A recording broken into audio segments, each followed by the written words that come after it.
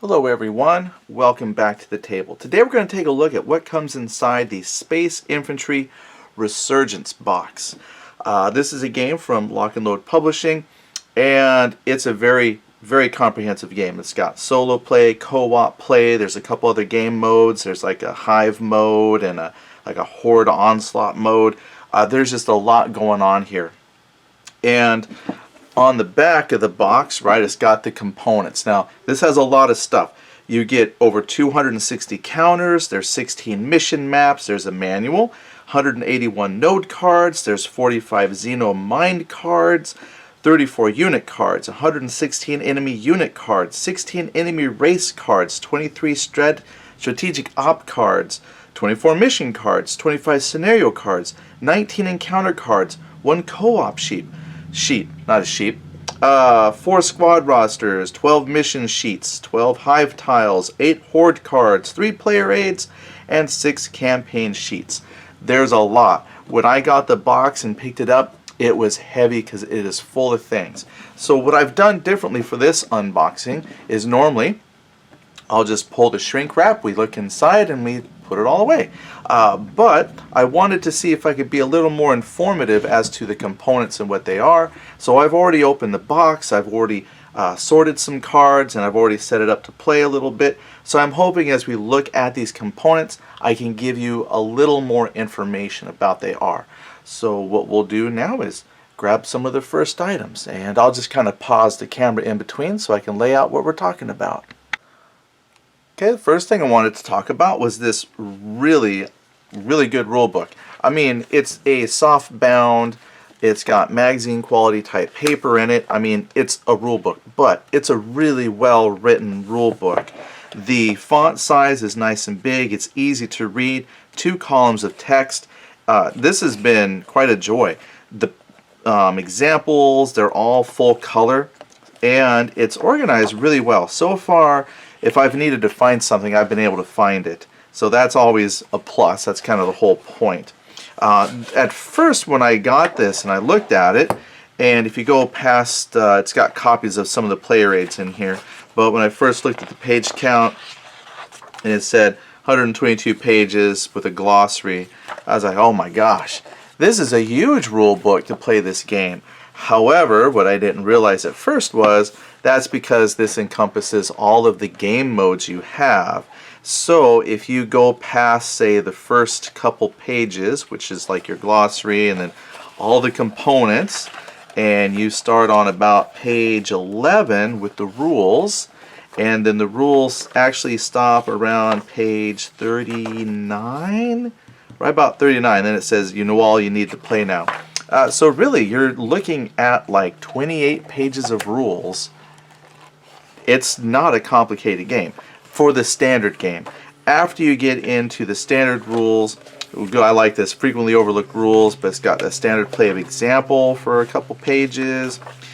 Then you get to start moving into some of the other rule types you have. So that's what the rest of the book is. The rest of the book is talking about like your Hive missions, the campaign play, PvP play, stuff like that, co-op play. So you've got plenty of rules to cover all the other game modes. So that means you don't have to read the entire rule book to play. Just read the first little bit, and it's great. If you just start at the beginning, which, I mean, makes sense with rules, right? But this is kind of one of the nice rule sets where as you read the rules and it explains the components, and then it actually kind of walks you through step by step how to play the game. So this is just a fantastic, high quality rule book, and very happy with the way this looks. Alright, we'll take a look at, let's just kind of go in order here. Let's grab some of these mission maps. Here are 6 of the 8, well, it says 16 mission maps. They're double-sided, so there's actually going to be 8 of these cards. I have one set up off to the side because I'm playing the game, learning how to play. And then there's also another one I have set aside, which I'll talk about later in the video.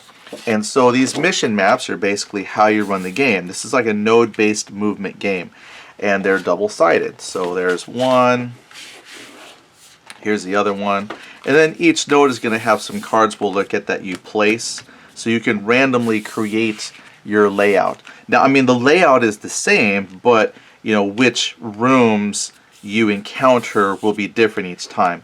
And I say room, but they could be outdoor locations, they could be passageways, they could be interior locations, underground, mission-specific cards, random events. So your map when you play will be different each time. So here's another example of a map. So this is 12 of the 16 maps. So just kind of show you a little bit of what they look like. And it also has some information on them specific to the mission, which all the information you need is over here on the side if it's specific to the map layout. So very informative, and I think the graphics look good. It's a sci-fi game, and this very much to me has a very sci-fi feel and look and appeal to it. So I really like the artwork that they're going with. Ooh, come down here. This is cool. This is baked into the map. So if you take this particular mission, there's a few places that automatically have some built-in challenges for you. Sweet. And there you go. That was just a quick look at the mission cards you have. Let's see. I should have this up to the side. So now that we've looking at the mission maps, we've already talked about the manual. We'll go ahead and pull out some of the node cards. There's about 101 node cards. So let's get those out. And as you can see, there's a lot of node cards. Now, what the node cards are used for is to populate your mission maps. Your mission map will show some locations on it. Like, for example, here it's going to show indoor, indoor, indoor location. There's an underground, there's an outdoor. And when you are creating your mission, you'll grab an appropriate card from the pile. So if I need indoor, I can mix them up a little bit and then randomly place them down on the spots on that mission. And some of them will be these locations, like here's a computer room area. Here's one. It has the picture. It doesn't really tell you always what it is, but down here it says, like, for example, climb. So in order to go into this location, I have to get 2 climb skill successes to get in there. Here's one that requires intelligence. Here's one that requires computer skill. Here's one that requires using the advanced skill. And also on the node, it will tell you after you get into it what you need to roll. And if you roll this number or higher, there's some kind of encounter there. And then this number over here is the difficulty level. And this number here tells you how many successes of that skill you need. So there's quite a bit. So as you can see, we have, for example, passages, indoor locations, space locations. Each of the missions will have a specific set of cards for it. And I think I got some out of order a little bit here. But then there's some for like the Hive. Here's like special event cards that you could draw for some of the missions. Oh, here's some undergrounds. I just had them kind of all out here willy-nilly. But for 181 cards, the chances of you playing the exact same map on a particular mission is very low. So you might be playing mission 1, but because you have so many cards that could change what's in the node layout path to complete the mission, the replayability is really high. So here's an example of the 181 cards. Let's look at some of the event cards. Ooh, a B. Now the way the event card works is a little bit different. There's actually a special table you roll on. So when you pull this up on your map, you don't know what it is. So every time you play, even the special event might be a little bit different. So I thought that was pretty clever there. Otherwise, most of these, when you grab them, let's say a mission specific card, it's going to show the skill you need to get in there, how many points to get in, what kind of encounter you might encounter, and then the difficulty of the card. So there you go, 181 node cards. After that, we're going to take a look at the 45 Xeno Mind cards. Alright, I mentioned that the game has multiple modes of play. One of those modes of play is like a player versus player mode, where one player plays the space infantry, the other player plays kind of like the Xeno alien enemy kind of person. And these particular cards are one of the tools that that player will use to influence the battlefield, hopefully in favor of the Xeno player. And the artwork isn't super spectacular. I mean, the back of the card is kind of cool, but the card itself this is more just for informational. Almost don't need to be on this size. I wonder if they could have fit that on the small cards. Again, I don't think it matters, but that's essentially what these are. There's some combat cards, they got some strategy cards, and as you play, you know, you'll have an appropriate time when to use them. But that's what these Xeno Mind cards are. They're your chance to influence the battle, hopefully in favor of your Xeno creatures that you control. So there's a whole bunch here. Equipment malfunctioning. Play that on a human player. Add 1 to an event roll. Refill your hand to the maximum size. After rolling EPT, add 1 type 1 enemy of the same race to a combat encounter. Okay. Add 1 to the random number on the EPT. That's your enemy presence table. So there's a chance you could get more stronger creatures when you go to fight somebody. Alright, there you go. That is your Xeno Mind deck of cards. After that, let's take a look at the unit cards. These are for the bad guys. Let's take a look at the good guys. And here are the unit cards. I've got 2 piles here. This pile is a squad that I made.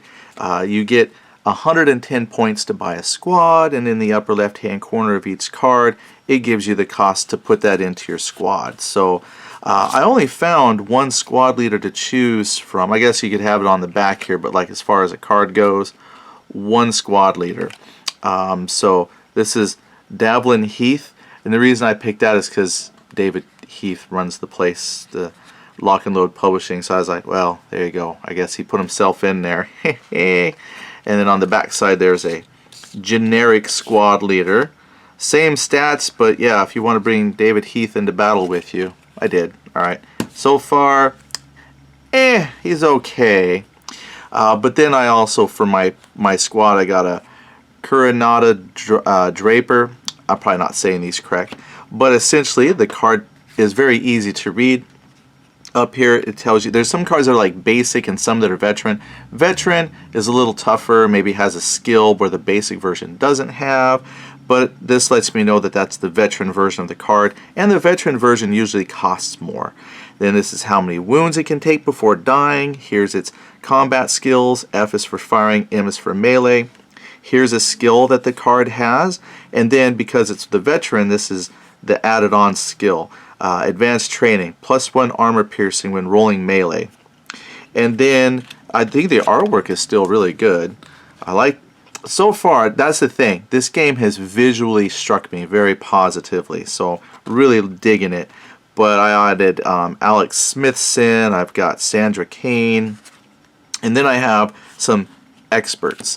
Now, your basic unit cards, they might have like the basic soldier and a veteran version, but then these cards with the orange border, these are specialists, and they typically don't participate in combat. That's why they either might not have any skills or lacking a skill, because their job is to do tasks, and then they might, you know, like excel here at like science or something like that. So when I'm looking at my mission map, I look at what the different nodes are and see what kind of skills it takes to get to the node, and then I just kind of tailor my team to that.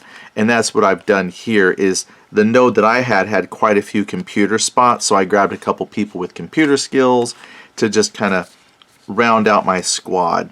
But that's my squad that I picked. That's why I had those set aside. I didn't want to lose them.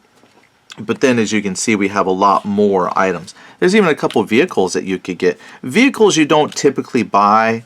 And then there's some folks here, Steel Bones, some missions with them. They're a special type of unit as well.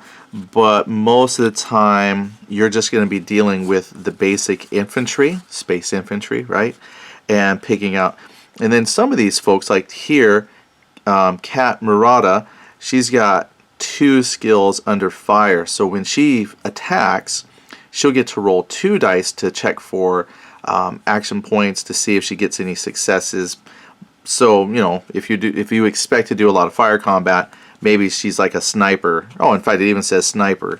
So again, you have a chance to kind of come through here, and there's a lot of options as far as creating your squad. So again, replay value is pretty high, because if one group of soldiers don't work for your squad, you could always try another one. But that is what your unit cards look like. Alright, so after you've got your unit and your squad, you need people to fight. So let's take a look at the 116 enemy cards. If I could do that kind of a Vegas...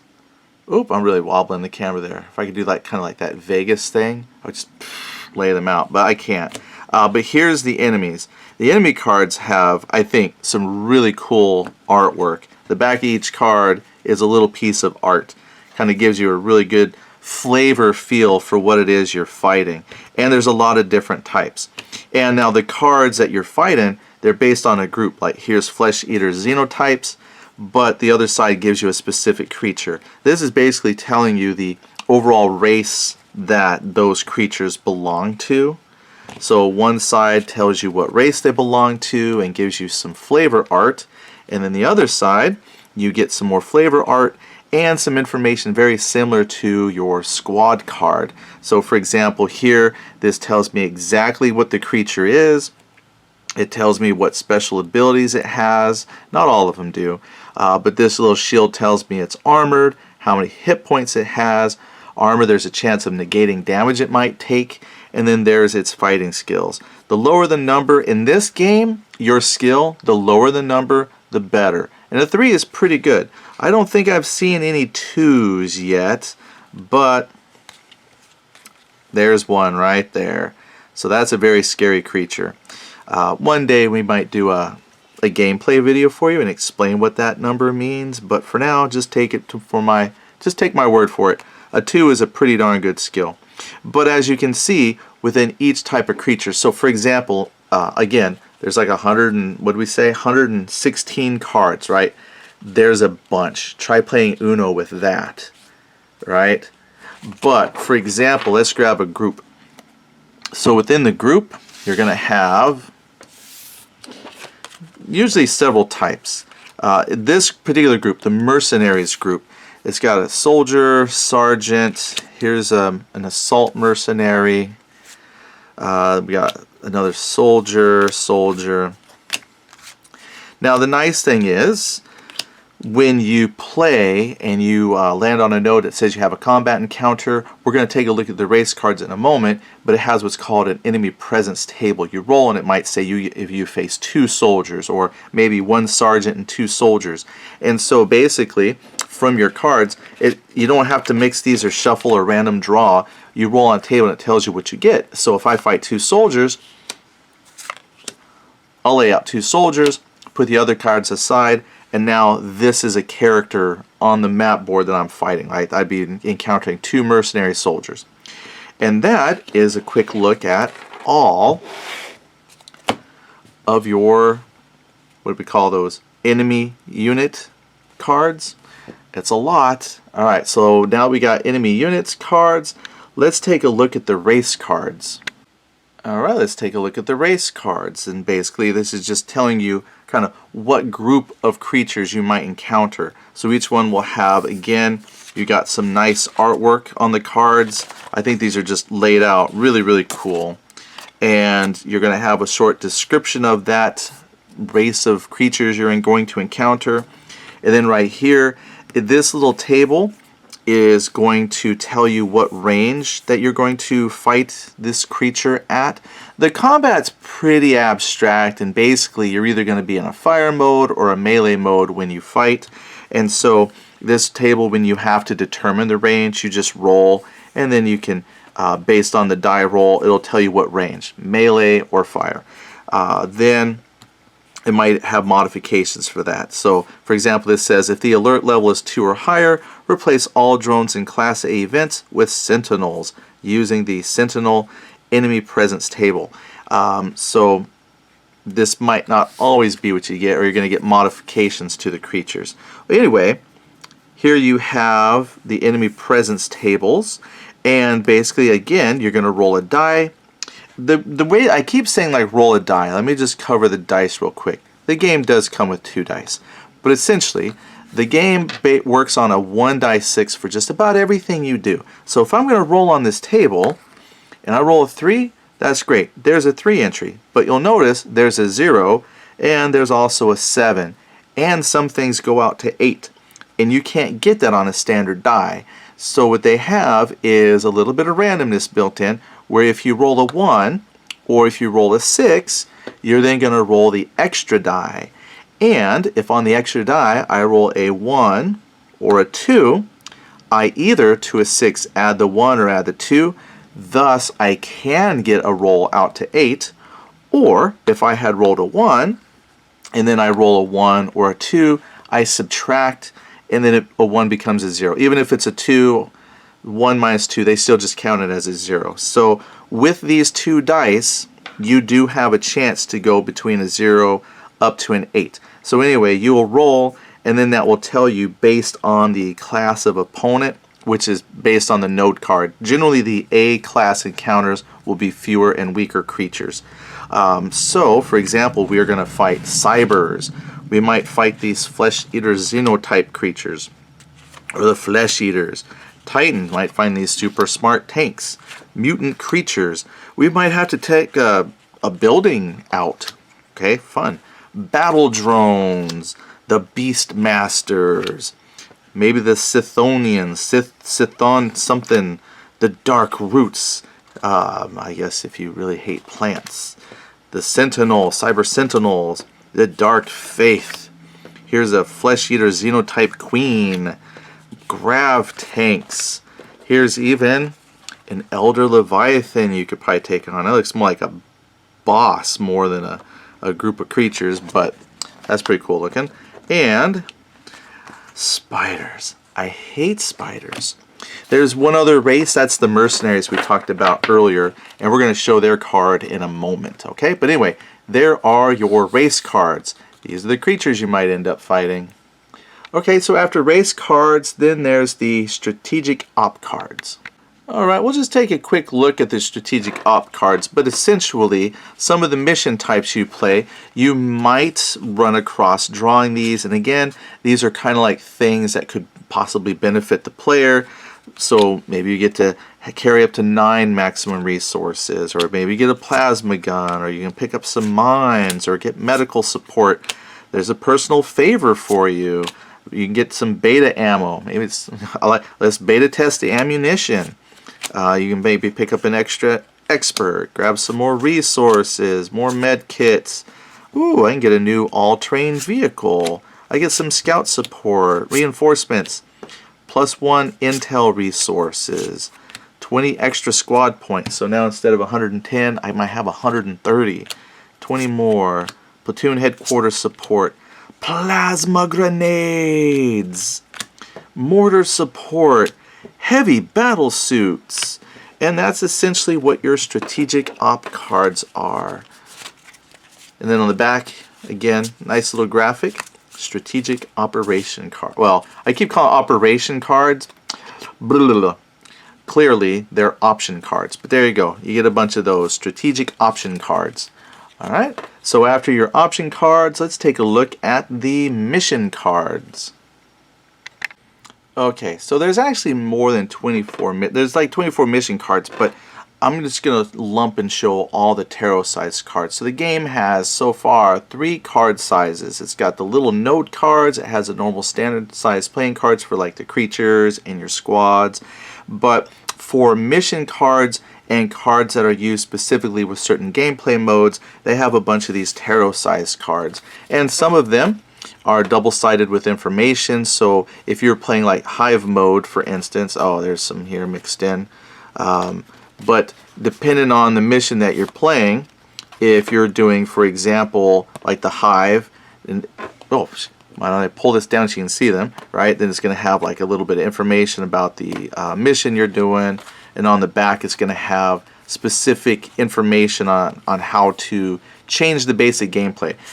Basically, the way the game is set up is once you learn the standard rules, then all the other modes are just variations, and so you don't have to necessarily learn an all new rule system, but you just have to make sure you're using the extra components appropriately, right? And what's nice is then that these extra components are basically a nice summary of all the rules you need to play that mode. Whew. But they look great. I think they're fantastic, and as you can see, quite a few of them. Here's some Horde cards, and again, gives you all the information you need to play that particular game mode. Here's some here for special locations. Maybe you're playing on Queen's Landing, the Nest, Outpost, Hunting Fields, Holding Cells. And then on the back, if there's any information you need specifically to play that mission, it's all right there on the back of the card. And then here's some Hive mission cards. And those are basically nothing really important on the back, but this right here tells you the mission that you're going to do. So here's a mode. Hive mode, if I remember, this is the next mode they recommend that you play after you learn the standard game. And for the standard game, here's the missions here. And this is what you're going to be playing with first. And easy, you just pick a mission that you want to do. And for example, here's mission 1 that I'm working on. And it just simply says, here's your objective, explore all 3 mission nodes. Now, when you start the game, you do pick what's called an alert level. Alert level 1 is just the basic level that you have, but when you pick one of these missions, you're going to have the chance to spice it up a little bit. Maybe you want to play it a little tougher, so you could pick alert level 2. Or, if you really want to spice things up, you can pick alert level 3. And then that alert level will also help you determine what node cards you pick, and the higher level alert level node cards, boy, that's a tongueful, they are more challenging as well. So there's all of your mission cards for all the different game modes that you have. Alright, so from there, let's take a look at the, let's see, encounter cards. Yeah, I don't even have to turn the camera off for that. They're right here. Again, with one of the game modes that you have, there's a chance that you might get to pull one of these encounter cards. And again, it just simply has some information, maybe items you can pick up that will augment your gameplay. But again, it's just some more of these tarot-sized cards. So, a lot of these tarot cards. Okay, so after that, let's take a look at co-op sheet and the squad rosters. Okay, so first up is the co-op sheet. So this is going to have basically a little summary of rules for the co-op game, a place where you can track some of the tokens and things you might use for your squads, advanced tactics, and some other options that you can have when you do essentially this co-op game that they have. Then, to help you with the co-op portion, you have some squad cards that you could use. You can make up a squad, but here's like a Mako squad, J squad, there's the blue squad. And then in addition to these squad cards, which are basically places where you can, mostly this would be like in a campaign game, so you can track their progress over time, their experience that they gain. There's traits that you could eventually purchase. So in a long-term campaign game, you can really promote, make these guys tougher, and it really gives some continuity then from mission to mission. I mean, that's kind of what a campaign game is, but you have trackers for that. And then here, as a backup, there's some additional specifically used cards for tracking your campaign. The only problem I have with these is I don't want to use them. They are cardstock, and they're pretty glossy cardstock, but I'm too afraid to see if I could use some kind of dry erase marker or something on them. Maybe you can. I'm just kind of don't want to. So I will probably, for myself, end up just photocopying them and then write on them with pencil. But they do include some cards here for you to experiment with. Either copy them, or if you're braver than me, write on maybe with a grease pencil. Good old-fashioned grease pencil. So that might be an option there too. But there you go. That's the co-op card, and then there's your squad and campaign cards that come in the game as well. What's something else we got in here? Well, we looked at the rosters, we looked at there's some mission sheets we can take a look at. Let's grab those real quick. Okay, so here are the mission cards. Again, these are going to be used with some of the other game modes. The standard game mode doesn't use these cards, but the card essentially is going to give you all the information you need to play that particular mission. So this is telling me, you know, mission essentials, here's your objectives, some special rules that might apply. Here's a special node table. Basically on your node map, if you land in a special node area, if you remember the cards we showed earlier, they had like an A, B, C, D, E, F, G. So if you land on the map and you flip one of those event cards, you look here and it tells you what happens if I draw an I, or if I draw a T, or if I draw a blank card. So this will have all the stuff you need to run that particular mission. Ooh, this is one using the Thonians, the core. Tabula Rasa, a lot of special events that could happen on that map. And again, with all the different, you know, potential random events and cards and how you shuffle up your node deck and lay things out, you're not going to run into the same mission and same layout very often twice in a row. So again, huge amounts of replayability just baked into, say, this one mission, for example. But there you go. There's your mission cards. There's something else we can look at now. Let's take a look at the Hive Tiles, because again, that's another game mode that we have. And these few cards are going to be for the Hive game mode, and they're almost geomorphically set up. So there's special rules for using these, of course, but it's almost like dungeon tiles in a way. So at some point, as long as everything kind of lines up, you might end up with a map that isn't the same. You might end up being able to play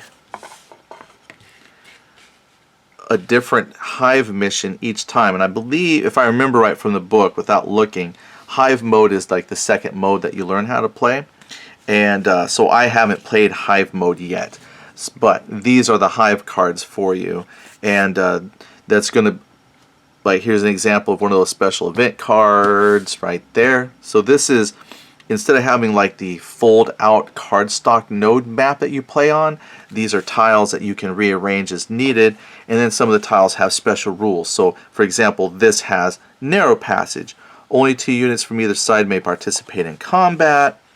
Here's a complex network. Always consider nodes and unexplored, even if you have previously explored them. That's important. So you're never going to get the same game out of Hive mode. And that's what the cards look like. And they're a very sturdy tile too. So these are going to hold up to a lot of play and shifting around. So that's great. That's actually the last of the components. And I just noticed, and I think it's kind of funny, it doesn't mention the 2 dice that come with the game. And I got, in my box, 1 red die and a black die. And what's funny is when you read the rules, it says to roll the colored die. I think it says use like the colored die, so I'm assuming that would be the red die. And then it says to do certain things, you would roll the white die. And I didn't get a white die, I got a black die. So really, I guess it doesn't really matter what comes in your box. So as long as you got 2 dice and you know what you're using them for, you're going to be okay. Well, I'm going to try and fix this off camera, because when we come back, the one thing we didn't look at yet, and some of you might be waiting to see, are all, hey, look at that. Good job, Eddie. All the game counters. So I'll bring the counters over. And here we're going to take a look at the over 240 counters that you got. The game comes with 3 counter sheets. And as you can tell, I've been punching some out, looking at them. They're really good. I mean, I know art is subjective, but the counters themselves, I think, are clear. I can clearly see what they're depicting. I can easily read the text that's on them, and they're lined up great front and back. I don't see anything bleeding over one way or the other. Nothing is, I mean, they turn out good. And they punch out real easy. If you've watched any of my other videos, I like to clip corners. So the only drawback really to these is the fact that they come in the sheets where they're kind of pre-cut for you. And so I don't get to clip. I mean, I could. I think there's probably enough cardboard on each corner of these to clip them, but they're already rounded. And mostly the only reason I clip counters in the first place is when they're connected at the corners and you rip them apart, it leaves the little jaggy tufts on the corners. But since these are the individually cut in their sprue type of counters, I don't think that's going to be a problem at all. And I was going to play around with some different storage options. So I think before I punch all of them out, I haven't decided quite yet if I want to take like a sheet of paper and attach the paper to the back and then just use the counter tray to hold the counters. I might do that. I just haven't decided, because I punched out a few because I wanted to try these 2 different storage trays. Has nothing to do necessarily with the counters, but just looking at storage options. Here is a thinner storage tray. Might work. I got a couple I could find. And then I got some that came with the lock and load ammo crate, which are these huge deep pocketed trays which actually hold all one type of counter. So still figuring out how I want to do it. But yeah, 240 counters. If I zoom in here, I mean, we can look and you can see, move the power cable out of your way. They're really good counters. No sticky edges, they pop out real easily, so kudos there. There's mostly these are all administrative. There's really not any counters that you need necessarily for like tactical movement of squad-based combat. These are representational. So there's like fire teams, zero gravity specialists. There's some of your specialists, tech specialists, scientist specialists, medic specialists with you. Here's some to mark some enemies on nodes, things like that. But again, mostly informational type of markers.